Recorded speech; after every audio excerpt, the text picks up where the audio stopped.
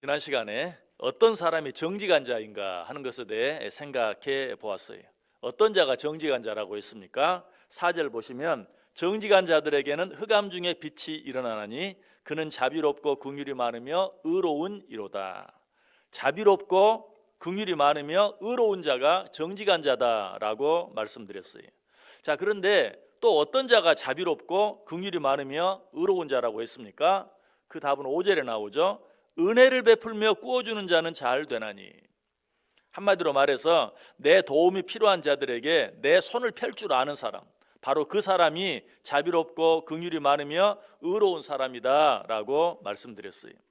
그러므로 우리는 하나님께서 우리에게 붙여준 모든 사람들에게, 특별히 내 도움을 필요로 하는 자들에게 내게 있는 것으로 구제하는 삶을 살 수 있어야 돼요. 그런 자가 바로 정직한 자예요. 자, 그런데 5절 말씀을 끝까지 보면 하나님께서는 이 일을 행하는 데 있어 한 가지 기억해야 할 것이 있다라고 우리에게 말씀하고 계시는 것을 보게 돼요. 5절 다시 보세요. 은혜를 베풀며 꾸어주는 자는 잘 되나니 그 일을 정의로 행하리로다. 남에게 은혜를 베풀고 꾸어줌으로 구제하되 그 일을 정의로 하라는 것이. 자, 그럼 여기에서 정의로 하라는 말은 또 무슨 말입니까? 쉽게 말하면 그 일을 행하는 데 있어 어떤 사심도 있어서는 안 된다라는 말이. 자, 이 일에 대해서 몇 가지로 나누어 생각해 보려고 해요.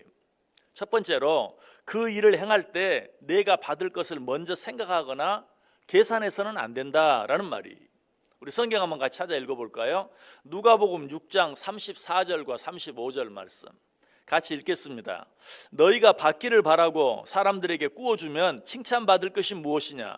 죄인들도 그만큼 받고자 하여 죄인에게 꾸어주느니라. 오직 너희는 원수를 사랑하고 선대하며 아무것도 바라지 말고 꾸어주라. 그리하면 너희 상이 클 것이요 또 지극히 높으신 이의 아들이 되리니 그는 은혜를 모르는 자와 악한 자에게도 인자하시니라. 아멘. 갚을 수 있는 능력이 있는 사람에게 무엇인가를 베풀고 꾸어주는 것은 엄밀한 의미에서 구제라고 말할 수 없어요. 도무지 갚을 능력이 없는 자에게 베풀고 꾸어주는 것, 그것이 진정한 의미에서 구제예요. 그러므로 우리는 누군가에게 나누어주고 꾸어줄 때 그것을 다시 받을 것을 생각하거나 계산해서는 안 돼요.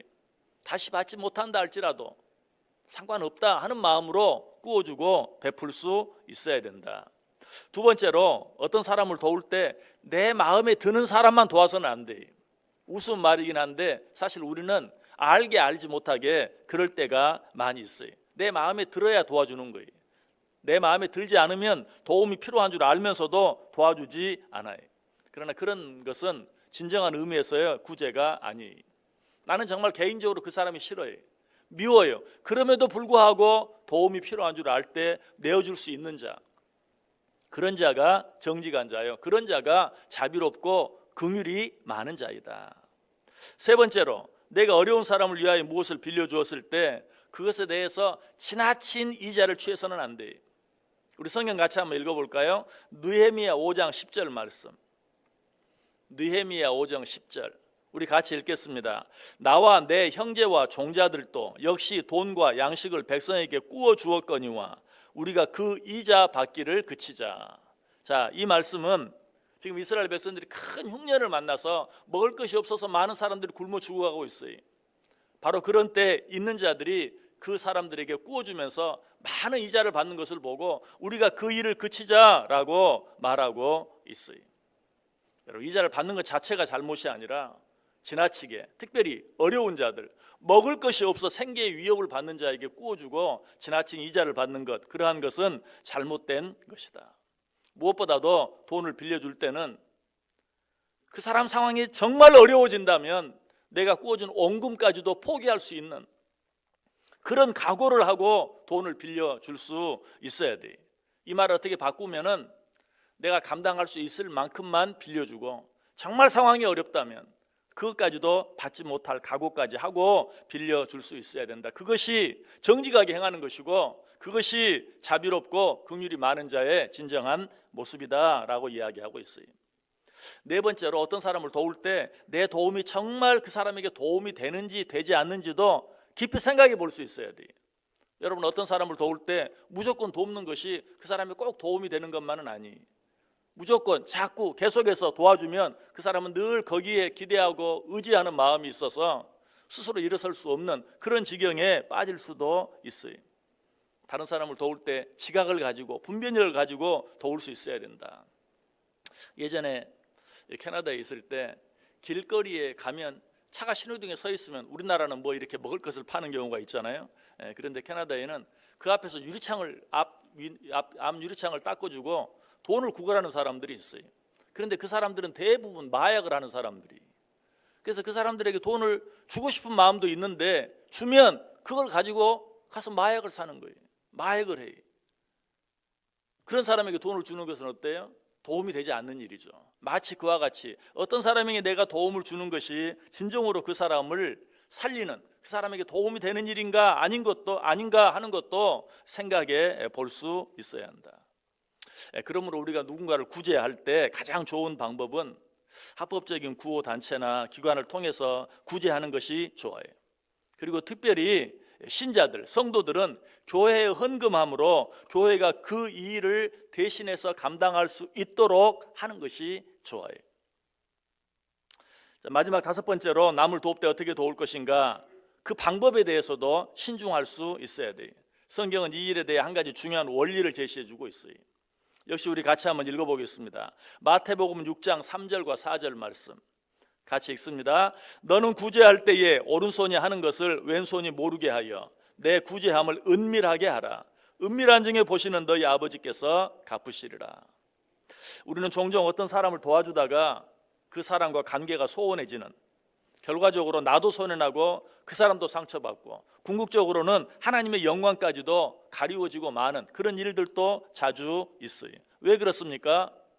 내가 어떤 사람을 드러나게 도와주었을 때, 내가 아무리 사심이 없이 그 사람에 대해서 그 사람을 도와줬다 할지라도 그 사람은 어때요? 자기의 자존심이 상할 수 있어요. 그러므로 우리는 누군가를 도울 때 드러나지 않게 도울 수 있어야 돼요. 내가 드러나게 도왔을 때 그 사람만 손해가 납니까? 아니, 어쩔 때는 나도 내가 정말 그 사람을 도울 때는 아무런 사심이 없었어요. 온전한 마음으로 그 사람을 사랑하는 마음으로 도와줬어요. 그런데 그 사람이 내가 도와준 것을 전혀 알아주지 못할 때, 인정해주지 않을 때, 나도 알지 못하는 사이에 내 마음이 상하는 것을 내가 느껴요. 그리고 그런 일이 없다 할지라도 내가 누군가에게 손을 펴서 도와준 그것으로 인하여 나도 알지 못하는 사이에 교만해지는 내 모습도 보게 돼요. 그러므로 우리는 누군가를 돕는 일에 있어서 은밀하게 하는 것이 나에게도 좋고 도움을 받는 사람에게도 좋고, 그리고 그 일을 통해서 하나님께서 영광을 받게 된다. 그러므로 아까 말씀드린 것처럼 우리가 누군가를 도울 때는 내 이름으로 돕는 것이 아니라 합당한 구호단체나 사회단체나 성도들이라면 교회의 이름으로 그 일을 행하는 것이 가장 아름다운 일이다. 자, 오늘 말씀을 한번 정리해 보겠습니다. 성도들은 어떻게 해야 된다고요? 정직해야 한다. 어떤 자들이 정직한 자들이라고 했습니까? 자비롭고 긍휼이 많으며 의로운 이가 정직한 자이다.